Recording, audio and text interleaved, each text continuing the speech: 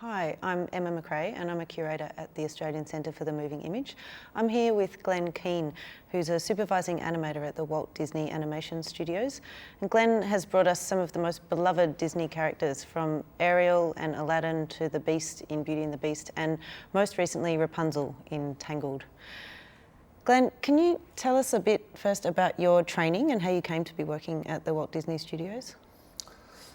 Well, you know, I wished I could say I had a plan for all of this, but I didn't. I grew up in a family where my dad's a cartoonist, and maybe I wanted to move out of that shadow and move more to fine arts. So I wanted to be a sculptor, I wanted to be a painter, and I developed a portfolio and I sent it to the school, Cal Arts, that Walt Disney had created, which was a school of all the arts together. And I submitted my portfolio to the School of Art, but it was sent by accident to this school called Film Graphics. And I got this letter saying I've been accepted. I was like, what is Film Graphics? So I called the school and I got somebody in admissions there, and I said, I think there's been a mistake. I've been accepted into the School of Film Graphics. I didn't want to be film graphics, I wanted to be a painter. And she said, well, I'm sorry, that's what you got to come here, is film graphics. I said, well, what is it? I have no idea. This lady hadn't been working there very long. I said, it sounds like it's with cameras and stuff and film, and I don't. She said, it does. I guess maybe, yeah, but that's what you're going to have to do. I said, well, can I take a second major as a painter? And she said, yes. And so I went there to really try to get out of that film graphics. And my first day there at school, I stepped into the animation room. And that's what film graphics was at Cal Arts. It was more of a sophisticated way of referring to cartoons, because this was an art school. High art. It was high art version of animation is film graphics. So I saw these people flipping pages and working on these discs, and I'd never seen anything like that in my life. And I was like, what in the world is this? And as soon as I started, though, animating, and learning to do something in time and dimension, is, you know, it just captured me. I mean, when I was a kid, I would draw, and I remember when I was a kid, I didn't do drawings to do a drawing. I did a drawing to step into the world. My paper became like this a magic mirror that I could live in it as a kid. So it was a window to another world, and that's what animation was. It just like captured my imagination, and so that was my course. It was more by destiny than choice. And from there to get into the Walt Disney Animation Studios, was that a difficult process? Is there an application process? First day there, though, I remember to get in, I had to submit a portfolio. And Eric Larson, one of the 9 old men, took a look at my portfolio and said, well, Glenn, let's take a look what you have here. And he was paging through it. And he's just moving through these illustrations and paintings and drawings and things that I had done. And he's moving faster and faster and faster. And I spent 3 months on that drawing. You know, he's just like, there was absolutely nothing in there of any value. Though, I mean, I put my heart and soul into those things, but nothing. And then there was one drawing that he stopped, he looked at it, and he went through the rest, and he went back to this, and it was just a very quick little figurative sketch that I'd done. Maybe it would take me 10 seconds to do that. I'm going to brush kind of a drawing, and he said, can you do more like this? I said, well, yeah, I mean, it was just, there was movement. He said, there's something here. You go out and you do more sketches like this, get a sketchbook and go out to the beach and draw people, go to the zoo and draw whoever you see. It's got to be capturing real life. I mean, that's what an animator is. It's about his skills in observing life. That's what we're looking for. So I went out and I bought 7 notebooks, 100 pages in each one, came back the next week with 700 drawings, and he went through all of those. Again, he tore out, maybe kept 1 out of every 10 drawings in there, and submitted that to the rest of the 9 old men who were part of this review board, and I was accepted for 4 weeks to do a test of animation under his supervision. I passed that, and I had another 4 weeks, and passed that test, and so then I was hired as a trainee to start studying under them. And they figured it would take about 5 years of training under them before you were ready to actually start working as an animator. They figured about that length of time of disciplined study. That's a long apprenticeship. It was a long apprenticeship. It was like in a university. I mean, there was a whole group, everybody there was very, very young, and then we had that old group. I remember talking to Eric first day there. I said, "Hello, Mr. Larson." He said, "Well, just call me Eric." I said, "Okay, Mr. Larson." No, Eric. It was Walt started it, where Walt was Walt, and everybody's a first name basis. There's no difference there's no age. All artists are the same age. We're all the same. Your name's Glenn, my name's Eric. Okay, Mr. Larson. It was the hardest thing I had such respect for these great artists. I mean, I think they're the greatest artists of the 20th century that were working there. And so they obviously became your mentors when you were working there, but where does your other inspiration come from when you're coming up with new ideas? You're talking about like designing a character? Well, designing characters, or is there inspiration that you take from the world or from other art forms that maybe is not so directly obvious in the drawings, but you kind of have noticed always seeps in? Yeah, well, my dad is a cartoonist. He's created a comic strip called The Family Circus, based on his own family. There's 5 of us kids, and so it's a comic strip that's all of us kids running around. My mom, who's also Australian, is in there, and the design of the mother in there is her. And Dad was always telling me to draw what you know. Base whatever it is that you're doing on something that you've experienced. And I brought that with me to Disney, and when ever I had a character to design or some animation to do, I was always drawing on my own experience. And I find that it's really, really vital to learn to see. And you learn to see by drawing the life around you. It's not actually by copying animation past Disney films. That gives you a formula. And you have to learn those principles, but it's really in valuing the way, a couple may be sitting together and she might have her head leaning against his shoulder and just his head turned towards her. It's those little things like that's the treasure chest that I get from sketching. And even though it may not be a direct correlation between that drawing of that girl and that guy, but when I'm drawing, say, Tarzan and Jane, and there's some moment, I'm looking for truth. And how do you know it? How do you know it when you get it? There's a bell that goes off inside of me, and that bell is directly connected to all those little moments of observation. That's what gives us the truth of it, you know. So I guess it's drawing on the people I know, my own family, as much as I can about life around me. That's what fuels it.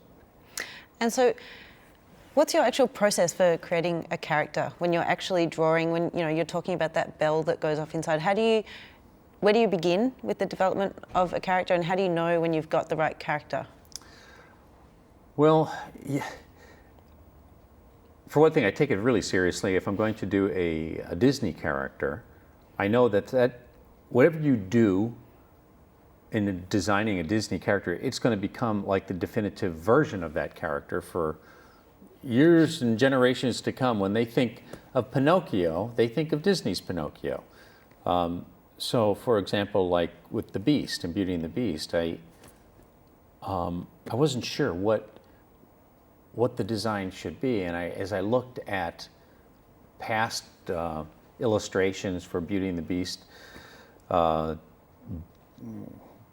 fairy tales that had been illustrated, I noticed that it always seemed like there was a man with like a Halloween head on there of a boar or a pig or of something, and I didn't like that. It didn't feel right. It didn't feel imaginative enough.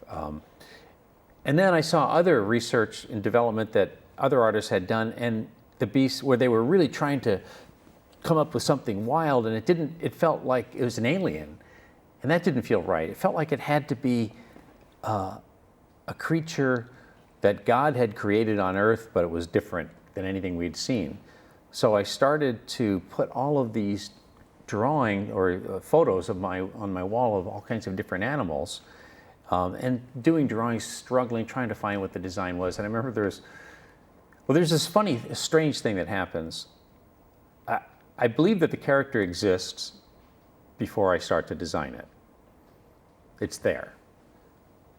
Otherwise, and the reason I believe that is because I come up with hundreds and hundreds and hundreds of drawings, and any one of them could be fine, but something in me says, no, that's not him. No, that's not him. That's not him. That's not him. And I've got tons of drawings of not him. And this one day, one of the artists came in and said, so Glenn, what's the Beast going to look like? I said, I don't know. And I grabbed my pencil, and all around me was sitting all of these photos, and I said, I love the sadness of this buffalo head. And I had actually a big stuffed buffalo head on my wall that we had got from a taxidermist. There's just a heaviness of this big beast. I said, I like the shape of that. And I like the brow of this gorilla, the mass of this gorilla brow that sits like this, and this crest of his head. And then I had this wild boar head as well. And I said, but I really like the muzzle of this boar with the way the fur comes back towards you like that, and the tusks coming up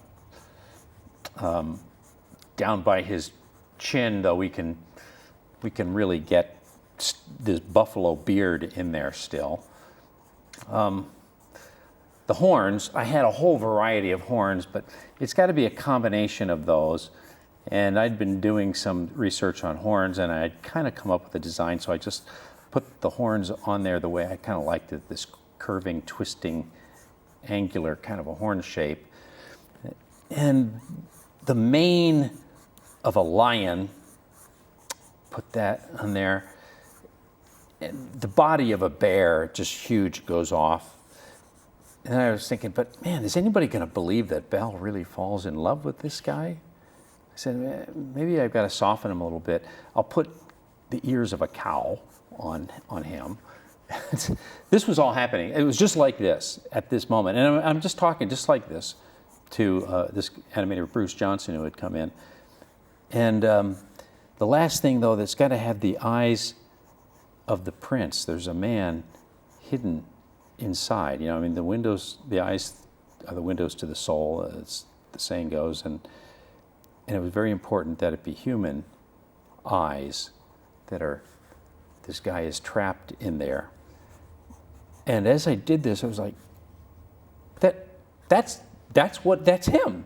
I just recognized there he was. And that's been the experience I've had on every character that I've drawn, from Ariel to Pocahontas to Tarzan to Rapunzel. There's a moment where you go, that's her. But and I do it from that one angle, and then I try to turn them, and I realize they're gone. They disappear somewhere, and then I have to work for another month trying to get a profile, and eventually I get them from all different angles. And you can sort of see that, it's amazing, when you're drawing that, it almost looks like that character is coming out from inside you. You're pulling these facial expressions, I imagine that's different for each character. I make a lot of stupid faces when I draw. It's great. You can't help but do it. I mean, ever since you watch any kid, and they're just living in it. You gotta make sound effects when you draw. And one of the animators during Tangled was filming me as I would draw over top of the animator's work. We had a Cintiq tablet, instead of paper. It was on a computer screen, and they would have their computer animated shots on my screen, and I could draw over top, and the camera was here. And man, I made so many wacky looking faces. The whole thing, you can't. I guess the thing is, maybe some people don't do that. There are different kinds of artists, is what I found out. Some artists have a picture in their head, a very, very, very clear image. To the point, if you watch them draw, it's almost like a precision instrument duplicating. They are actually drawing, seeing what's in their mind and drawing it. And Eric Larson, I remember saying, Glenn, you got to see what's in your head before you can draw it. I said, I've never seen it before I draw it. He said, well, you must. You have to have seen it. I said, no, I've never seen an image in my head before I draw it. But I have a deep feeling about something. And he's like, no, that's not. And I realized that, well, there's two different kinds of approaches. And I draw till the bell goes off in me somehow, and others see it and duplicate it. And so you've been around at the Disney Studios now for quite a while, about 35 years that you've been working there. Mm-hmm. And there must have been a lot of changes over that time. You started when the 9 Old Men was still there, and now the whole process has kind of changed. You're not doing so much hand drawing with pencils and paper, but you've kind of moved into doing a lot of computer graphics animation. So how's that transition been from the traditional hand-painted cells and drawings moving through to the computer versions? Well, it's interesting. There's a lot of fear at the beginning among hand-drawn artists to see the computer entering in. It's like, are we the horse and buggy and this is the automobile now? But it's not like that at all. That would be like piano players when the synthesizer came in. Oh no, is the piano going to be gone? No, it's another instrument. And that's what the computer is. It's an expensive pencil. And it has opened up a door for artists who don't draw with the pencil. But now they're not limited. Like probably our top animator at Disney right now in the computer animation was a plumber before starting at the studio. He worked with his dad in Minnesota in a plumbing company and was his dad's assistant. But he just loved animation, and he has this ability to just manipulate that computer as if I'm working with a pencil, and it's amazing watching him. And there's a whole group of artists that are there like that now. Because of the computer, they can express themselves. And I found that anytime the computer has intersected my path, it's forced me to draw better. It's forced me to think more dimensionally. I've always thought of animation anyway as sculptural drawing, like I'm sculpting in space.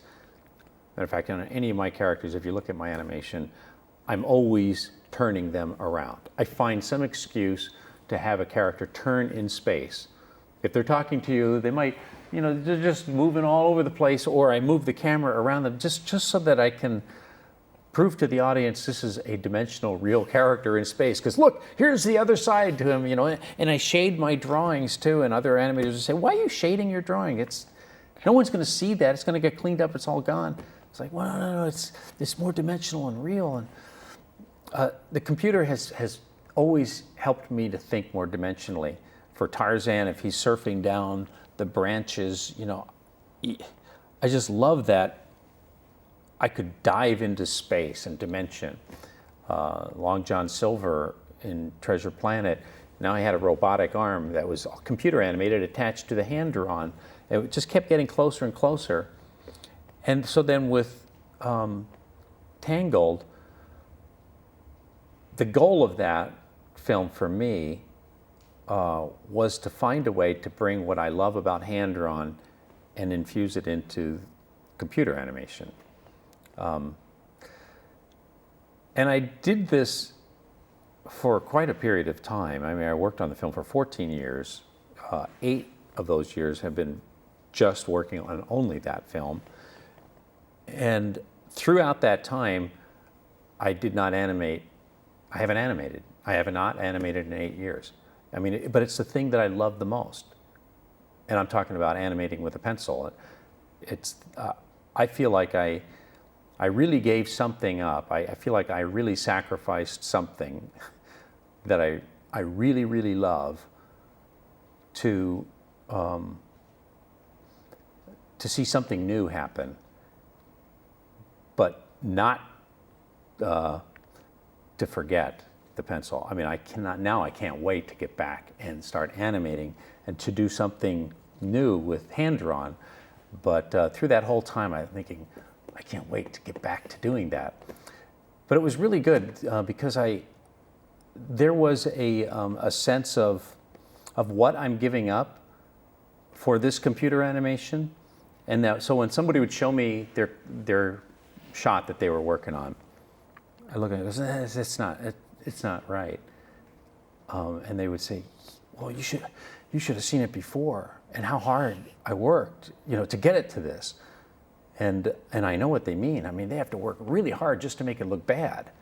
Matter of fact, I said that one day, and that became a quote on the wall. You have to work so hard just to make it look bad. It's like, oh man, I got to be careful what I say.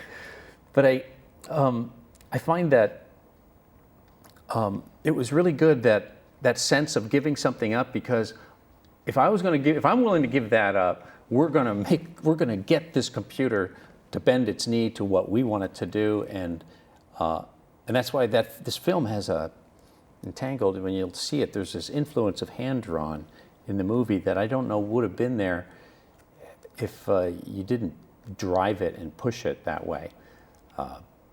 But man, I believe there's a whole new future to hand-drawn. I have a lot of things that I'd love to see hand-drawn do in the future. Do you think that things will go back that way? The only way it will go anyway is if an artist takes it that way. Management never comes up with the idea. It's always somebody who's an artist that says, this is how I want to express it. And I think that's in my head right now. This is the way I want to express it. I feel like when I look at Disney animation, there is a beauty to hand-drawn. Classic Disney animation, though, has a look because of a technical limitation. It created that. You had to draw on cells. You had to paint the back of them. You had to have backgrounds with the cells on top of it. And so it's a beautiful look. Because of the technical limitations, that whole look was created. But today, you're not bound by that. And yet, we find ourselves imitating something, but you don't have to do it that way anymore. It's like, there's a whole world out there of stuff we can do now. Thanks to the computer, hand-drawn can actually become, I think, what it was meant to be. I mean, imagine if Degas was an animator. And he had this pastel, these ballerinas that he wanted to animate. Oh, that would have been impossible before. But now with the computer, you could control that shading, those shapes, and there is a whole new direction for hand-drawn, much more expressive, maybe even a pathway into fine arts for animation to move, that before it needed to just stay in the area of entertainment. Anyway, so I'm very interested in kind of going back now and following that path. And so with a lot of the characters that you've animated, there's been good characters and bad characters. Do you have a preference? Do you like doing the good guys, or do you prefer the villains? I like the good guys. I used to do big characters. It was like the Fox and the Hound and the Bear fight. I just had to keep drawing that character bigger and more ferocious and powerful. And whether it was Ratigan, I just loved the villain in there. You have to love the wicked character. You can't do them thinking they're evil. You have to actually get into their head and feel that they're justified and really believe why they're doing these things, and get behind their twisted mentality. It's a fun thing to do as an actor. But for Little Mermaid, I was supposed to do Ursula.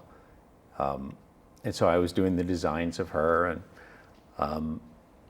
But then I heard Jodie Benson, the voice of Ariel singing Part of Your World. Actually, no, I first heard Alan Menken singing the song.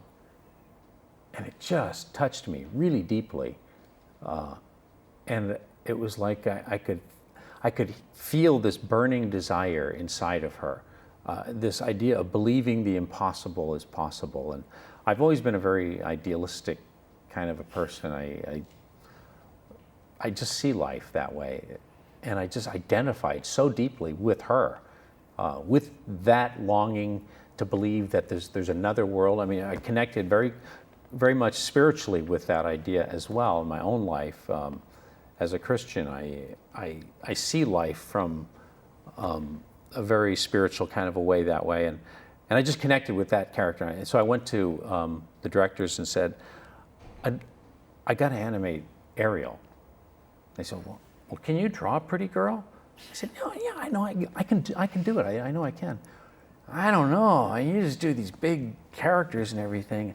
I said, look, I've been drawing my wife for 10 years. I mean, you know, and so when I started to do Ariel, I based her really on my wife Linda. She kind of has this girl next door sort of a look, and you know, immediately in drawing her,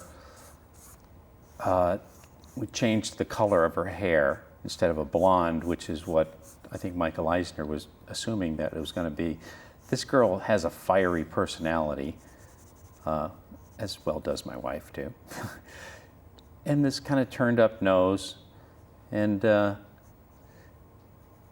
there's a Disney kind of a look, a style that I'd been studying this one animator, Freddie Moore, for years. Freddie Moore really created the Disney look. Before him, Mickey didn't have any squishy, squashy cheeks. There was no dwarves. But this one guy, he was 25 years old, started at Disney. Freddie Moore just was a natural, he could not draw anything without appeal to it. And what I would do is, I would check out Freddie Moore animation from the morgue, or the animation archives. And I'd put it down on his drawings down on my desk. Can't do that today, because you got to use white gloves to touch all the animation. But at that time, I would actually have his animation. I'd put it down, and I wouldn't look. I'd just take the first couple poses, and I'd try to guess what the third pose was, and I would draw Mickey over top of that, or maybe one of the mermaids in Peter Pan or something. And I started to just try to think like Freddie Moore. And then so I would do a drawing, and then I would take his drawing and put it over there, and I realized, oh, that's what he would do. And it was like having, even though he was dead at that time, it was like having him back alive. And he would correct my drawings as I would put his over top of mine. And I do that with different artists who I wanted to learn from that were no longer around. Bill Teitlow was another animator that I would do that with. And all of these things really kind of prepared me for doing a character like Ariel that has this very Disney kind of a look. I mean, what is Disney? How do you define this appeal? It's something that I believe really was in this artist Freddie Moore, that's part of the atmosphere there of Disney. It's funny, in drawing Ariel, I had a team of animators working with me as well. And everybody drew the shells a little different size based on their preference. You could always tell which animator was drawing her at that point. So there's Ariel. And her hair was quite interesting, wasn't it? There was a particular inspiration for how to make her hair work underwater? Yeah, you know, it was funny. As the first tests of her, we brought a girl in and dropped her in a tank of water and watched how her hair moved. And it was breaking up and floating around. I was like, oh, how are we going to do this? And at that time, Sally Ride was the first female astronaut in space. And there was a video of her talking on the news from space. and she was floating, and her hair was floating. It was like, and it was just stayed in a clump. And as she turned her head, the hair just stayed there. And I said, that's Ariel. I just do it like as if she's in outer space, floating there. And it was the coolest thing. Suddenly now I could control it as just one mass. And there's something about the hair. It works. Well, there's something about what is it with the hair and all these characters for me? It's, with Ariel or Pocahontas. And Rapunzel. Yeah. It's funny that I find that the hair is not just like a decoration. The hair of a character actually defines the problem in the story. It's a symbol of the big thing they have to overcome in the movie. Ariel, it's a constant reminder she's living underwater. This girl wants to walk on the land, and this hair is always saying, yeah, but you're underwater. For Pocahontas, it was this, she was so connected in a spiritual way to her world and her hair. And I remember anytime I animated it, I had to have the wind moving through it because it was like the spirit. And it was this constant reminder that this girl had to try to communicate something to John Smith that was in a spiritual way. It was a struggle that she's going to have. It defined her soul. Tarzan is these dreadlocks. He's a wild man. He's an animal, and yet he's Lord Greystoke. What is he going to be? The beast is fur on the outside, And for Rapunzel, here's this girl that's born with this amazing potential to become something. This supernatural gift she's got that she was born with. It's got to be shared, but she's being held in this tower. The hair becomes a symbol of this potential that she's got to get out, So I mean, through the film, I did a whole talk on the hair of a character, and for the technical people who were doing the hair of Rapunzel, not to think of it as just a technical exercise, but look at it as actually another whole character in the movie. Which it is, really. Yeah, yeah. I mean, oh man, and we had moments where that hair just looked horrible. All the 100,400 pixels or individual hairs all banging into each other like marbles that are dropping on a stone floor. They scatter and like herding cats, But that's when I found out that we have a whole another kind of artist at the studio. You've got hand-drawn artists, you've got animators animating on the computer, and then there's mathematicians, guys who are writing code that solve artistic problems. Like one of our main guys, Ramon Montoya, was a code software writer. And at one point he was going to leave the studio. I said, "Oh, Ramon, you can't leave. How are we going to do this hair without you?" And at one point I'd asked him, "How do you come up with a solution to one of your problems? How do you write code?" I had no idea. I mean, in our Keane family, we only know how to draw. We don't know anything about math. Did terrible in that. But he said, "Well, I visualize the problem that you've got on the other side of a canyon. And I picture, okay, you want hair to be actually moving in a rhythm. And I can see that." He said, "Because I love the arts. I just don't know how to draw." And then I start imagining little mathematical formulas, and I start writing equations to try to solve that. And they're like little bridges that I'm trying to build across this canyon until I get to the other side by numbers. It's like, there are people that think that way. I mean, I'm just amazed that there's this whole other artistic community there that are mathematicians, which are just every bit as creative as me doing a drawing like this. Yeah, well, it takes a team. Yeah. Just finally, I want to ask you, you've obviously sketching and painting and drawing all the time, and you've just opened an exhibition in Paris of your art, and we've got some art that's in the Dreams Come True exhibition here at ACMI. How does it feel after having so many years of seeing your drawings end up on screen to suddenly seeing them as they are when you draw them on the gallery walls?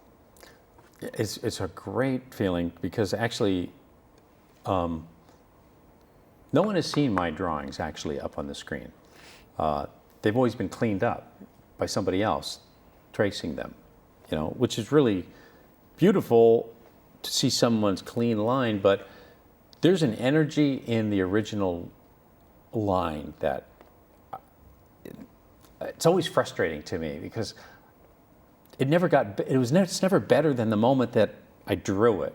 In my office, I turn the lights off there, and I just have my one light over my desk, and I live that moment. And drawing, it's almost like I think of it like a seismograph that registers emotion, and the line itself connects to people. And you lose that when you trace it. There's an energy there that diminishes. So it was really nice to have my original drawings up there of the animation, but then there's all of these sketches I've been doing for years and years and years in all my sketchbooks. Those we have around those. We'll put up a drawing of Tarzan and Jane together, but then around that you see a lot of the sketches, romantic drawings I'll do of a couple in Paris somewhere, and how that serves as a source of inspiration, and then also my figurative drawings. In order to do this kind of animation, you really have to be very serious about anatomy and study, and those drawings I have up in there as well. It's just really nice to finally get it out of my drawers, then hidden away in a closet, and up on the walls where somebody else can see it. And that was such a wonderful experience. The Arludi Gallery is the place there in Paris. Well, it's great to have some of your work here, and thank you so much, Glen, for coming to Melbourne and for talking to us today. It's such an honor to be here, and I love the show here. I really feel like when I was looking through the whole Dreams Come True exhibit, that it was like a ride at Disneyland. Every time I went around another corner, it was like, whoa, there's another whole film, another adventure. It just really takes you on a wonderful ride. So thank you. Oh, it's a pleasure. Thank you.